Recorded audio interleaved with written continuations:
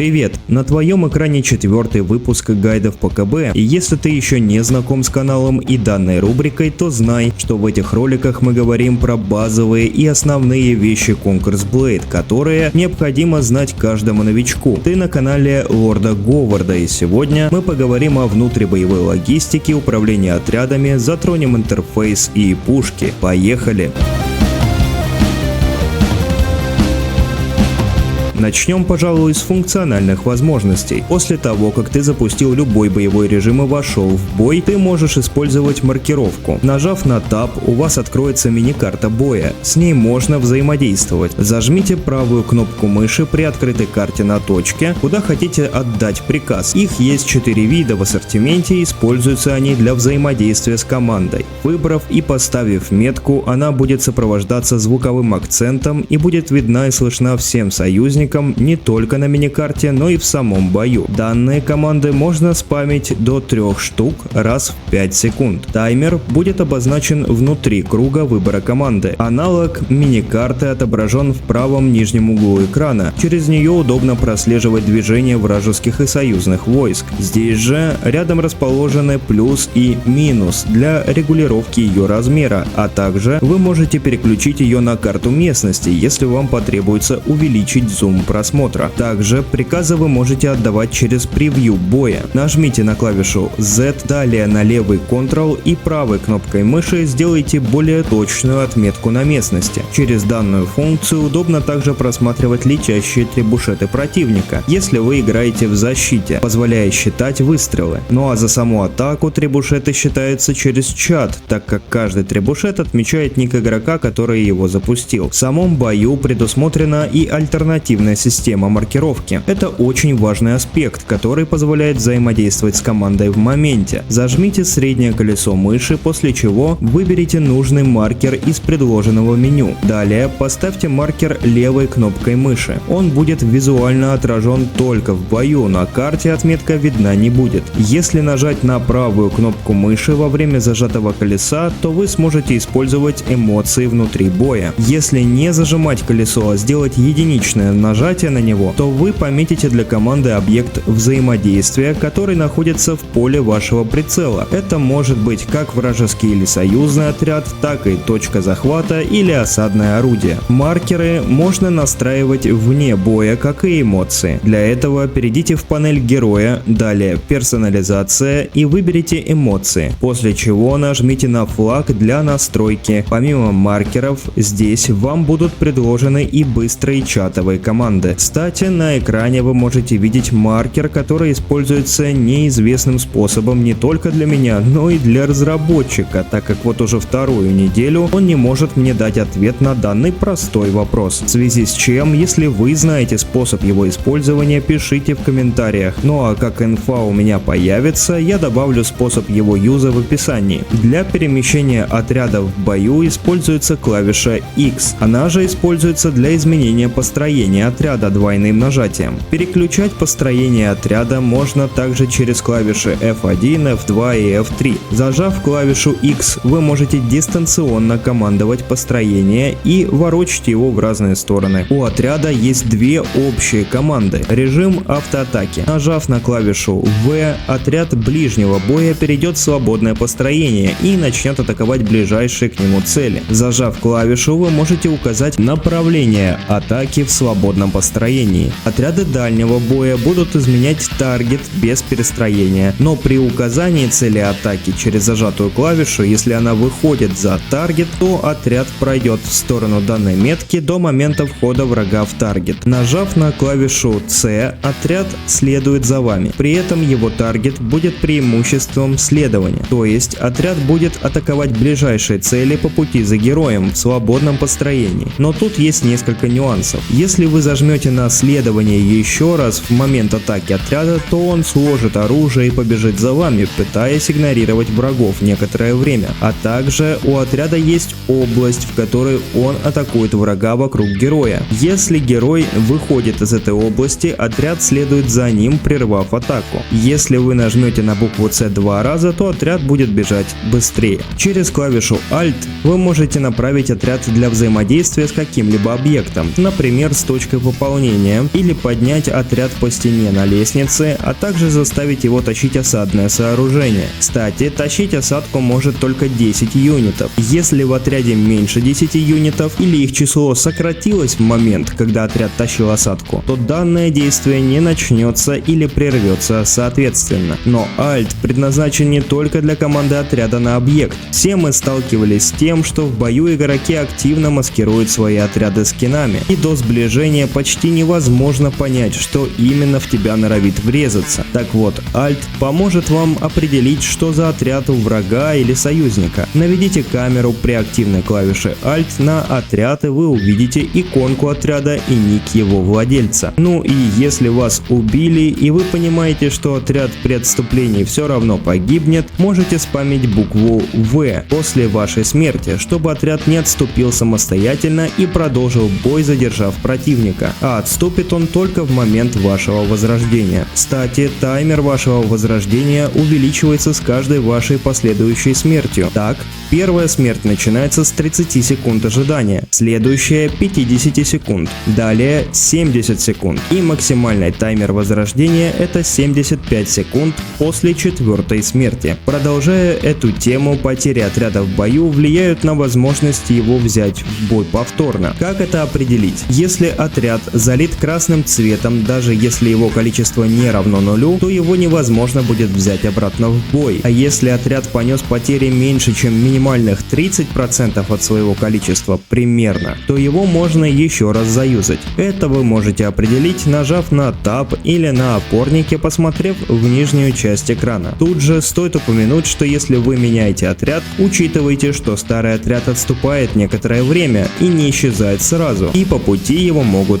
разбить. Если вы передумали менять отряд, то можете отменить смену, выйдя из зоны опорника до полной загрузки шкалы в нижней части экрана. Также, если враг находится на вашем опорнике, вы не сможете взять отряд. На плюсике еще есть возможность сменить оружие, коня и пушки. Еще хотел бы рассмотреть погодные явления на карте, которые оказывают воздействие на отряды и героев. Их всего 12. Ясная, облачная и пасмурная погода не оказывает никаких явлений и являются только визуальным разнообразием. А вот дождь, ливень и буря ограничивают видимость в разной степени, снижают урон от огня и дают процент осечки огнестрела и горящих стрел. Поэтому в превью боя вы можете наблюдать дебаф на отрядах аркебузиров и огненных луках. На обычных лучниках этот дебаф не работает, а на экране можете видеть степень ограничения видимости. Данные дебафы являются субъективно полезными, так как от отрядов, которые используют огонь, часто требуется контроль, а не урон, а золотые отряды и так имеют повышенный иммунитет к огню в большинстве случаев. Так что насколько рентабельно брать дебафы отряды в бой, решать вам. Погодные явления, как мгла и туман, больше направлены на снижение видимости, то есть опять разработчик пытается пофиксить стрелковые отряды таким образом. Но если у вас на отряде есть стрельба по области, а этот скилл есть у абсолютного большинства стрелков, то отряд с легкостью нивелирует этим спеллом подобные ограничения, а снижение дальности обзора станет проблемой только в обнаружении пушек врага зачастую. Но и это можно обойти и пристреляться. Чтобы это сделать, в момент выстрела нажмите на клавишу Z, и вы сможете наблюдать за снарядом, находясь за пушкой. А вот Самум и песчаная буря накладывает дебаф дальности стрельбы на всех стрелков. Но тут опять на помощь придет знакомый нам дождь стрел, стрельба по области, так как дальность стрельбы снижается только при автоатаках в таргет. Такие погодные явления, как снег и вьюга, снижают скорость перемещения всех отрядов. Хотя вьюга, как вы можете видеть, снижает и дальность обзора, хотя это не упомянуто в описании погодного эффекта, снижение скорости действует на все отряды, и как вы можете видеть, скорость сокращается на 2,5 секунды, то есть 25%. Ну и напоследок давайте поговорим про пушки. Чтобы поставить пушку, необходимо выбрать ее в начале боя или на опорнике, после чего в момент боя сможете нажать на клавишу G и выбрать ее. Поставить пушку после выбора для нее места можно, зажав левую кнопку мыши. Если прекратите зажимать, то действие прервется. Также за атакующую сторону вы сможете вызвать артобстрел трибушетом через эту же клавишу. У вас появится область, куда прилетят снаряды. Долетят ли они, будут символизировать линии. Количество линий определяется количеством снарядов с разных сторон. Красные символизируют то, что снаряд не долетит в область и врежется в препятствие по пути, а зеленые линии обозначают высокий процент попадания. Однако не все так однозначно. Это вы поймете со временем, поиграв на разных картах. Я лишь призову использовать трибушеты аккуратно, так как они дамажат и по союзникам. У снарядов есть задержка полета. На каких-то картах она маленькая, а на каких-то большая. Все зависит от дальности трибушета от указанного места. Кстати, я буду упоминать тайминг трибушетов в разборах карт. Вы очень положительно встретили данную рубрику, и я решил ее поддержать. Так что подписывайтесь на канал, чтобы не пропустить такие видосы. Ну а уже в вышедшем видосе добавлю тайминг в описании. Далее пушки делятся на виды и тиры. Тиры увеличивают дальность стрельбы, снижают настильность, увеличивают дамаг и хитпоинты самой пушки, вплоть до количества и скорости полета снарядов для отдельных видов. Есть зеленые, синие, фиолетовые и золотые тиры, от самого слабого до самого мощного. А теперь разберем виды пушек и посмотрим, как же они стреляют. Начнем, пожалуй, с кулеврин. Кулеврины используются в основном для уничтожения других пушек или осадных сооружений. У них высокий дамаг, малая настильность, снаряд летит почти прямо, далеко и быстро. Однако у данного типа пушек отсутствует эффект АОЕ снаряда. Исключением будет, если в таргет одного снаряда попадут сразу несколько хитбоксов. Осадная пушка, но это прям дефолт. Используется для тех же целей, что и кулеврина, однако у нее ниже дальность, страдает точность и средний дамаг, а снаряд чуть медленнее летит с большей настильностью, но при этом АОЕ от взрыва присутствует, что в основном позволяет использовать ее как против пушек сооружений, так и против отрядов. Но и там ее импакт средний. Учтите, что при стрельбе издалека у нее страдает точность и снаряд может сменить начальную траекторию рандомно. Фальконеты работают на ближней и средней дистанции по принципу дробовика. В основном используются для шота героев. Здесь лучше поднимайте прицел примерно на уровень головы оппонента или чуть выше, чтобы нанести больше дамага, так как кучность больше всего исходит к низу прицела. Чем дальше противник от вас, тем меньше дамага вы нанесете. Баллиста — это тоже пушка для шота героев, однако на более дальней дистанции с настилом, но тут долго разглагольствовать не буду. Стреляет почти ровно и в зависимости от дальности поражения предлагает 3 прицела, под которые следует наловчиться, настраивая настил. В основном используются нижний и средний прицелы. Хедшот почти гарантированно выведет противника в нокаут, за исключением тяжело бронированных юнитов, под тир оружия и руны на снижение дамага. А вот осадная баллиста более интересный экземпляр. Ввиду своих габаритов препятствует движению войск, в том числе и союзных, поэтому ставьте ее с умом. Часто используется в дефе и может прикрыть от чарджа и остановить натиск кавалерии в некоторых случаях. Ко всему прочему стреляет прямо с минимальным настилом и шотает все на своем пути выстрела, включая даже большинство пушек. Однако заряжается снаряд достаточно долго. Теперь рассмотрим навесные орудия.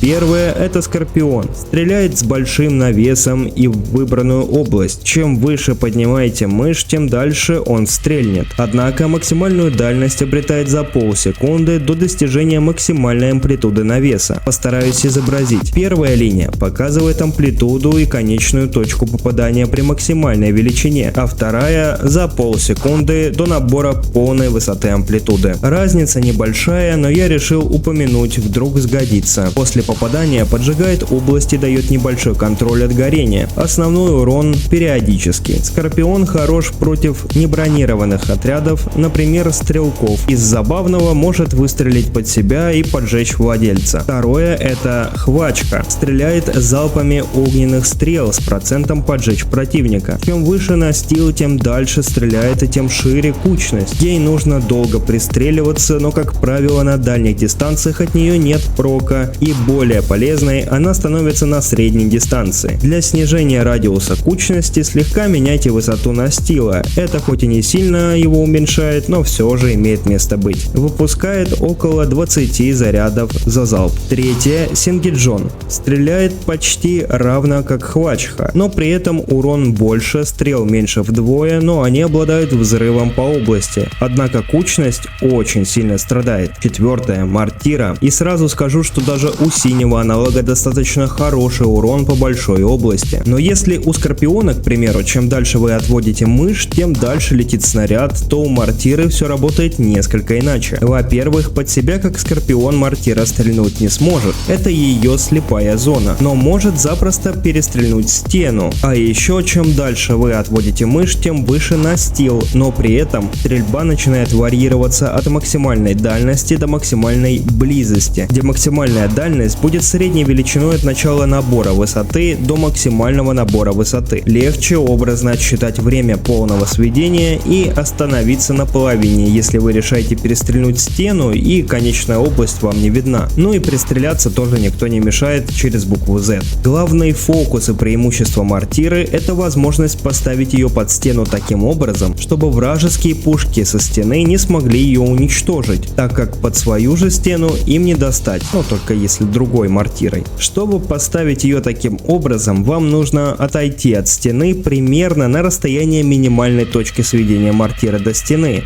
конца ее слепой зоны. Поставив ее в таком положении, вы сможете покрыть выстрелом как саму стену, так и закидать ближайшую точку скопления противников, которые стоят в условном бункере. Пятая пушка — пороховые ракеты. Обладают огромным уроном, стреляют кучно и делают несколько залпов. Стреляют настилом, но с аналогом Скорпиона. Чем дальше стреляете, тем шире кучность, но вообще незначительно. Шестая пушка — Ворон. Настильная стрельба тремя хаотично движущимися снарядами, которые взорвутся при первом контакте с чем угодно и разольют область из огня, которая сильно дамажит отряды. Чем дальше стреляете, тем выше разброс, поэтому рекомендовано стрелять с возвышенности, например, со стены. Седьмая пушка — Катапульта. Стреляет настилом на дальних дистанциях с большим разбросом, где амплитуда сравнима с механикой Мортиры. Дамаг со снарядов очень маленький, но снарядов много, а урон дробящий, что в целом неприятно, но не более. Долго заряжается, полет снарядов тоже длительный.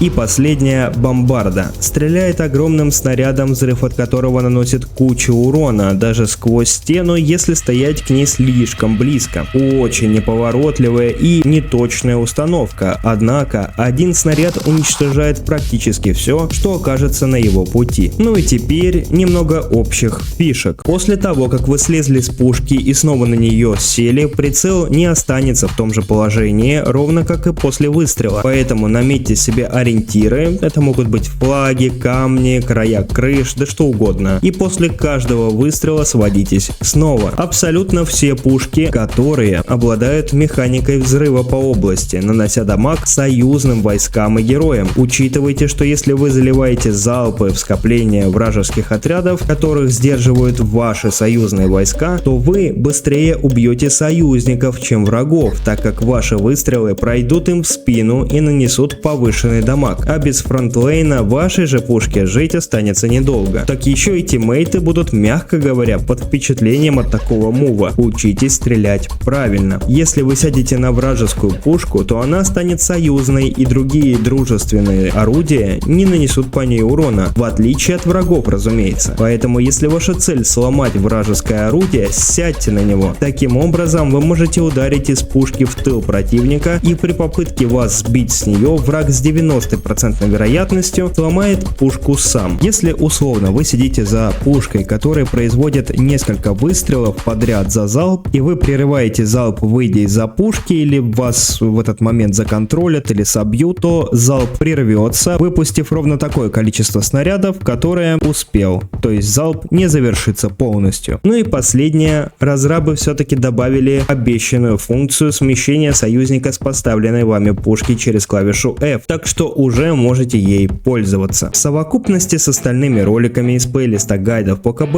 этой информации вполне хватит, чтобы ты полноценно освоил азы игры. А пятый завершающий видос я сделаю для игроков, которые желают вступить либо в дом, либо в когорту. Однако появится он не скоро. Данный ролик подошел к концу, и по законам жанра ставь лайк, подписывайся на канал и не забудь про отзыв в комментариях. Я безмерно рад, что мой Discord сервер активно пополняется. Присоединяйся к нашему сообществу. Сделать это просто, перейди по ссылке в шапке профиля, ознакомься с правилами сервера, и если ты согласен, просто поставь реакцию под ними. Сервер выдаст тебе роль автоматически, после чего ты сможешь предложить идеи для следующего ролика, а также пообщаться с другими игроками и найти себе пачку. Не забудь кинуть фоточку подписки на канал в пруфы, чтобы получить расширенную роль на сервере. Ну а с вами был Лорд Говард. Эпичных вам сражений. Покеда!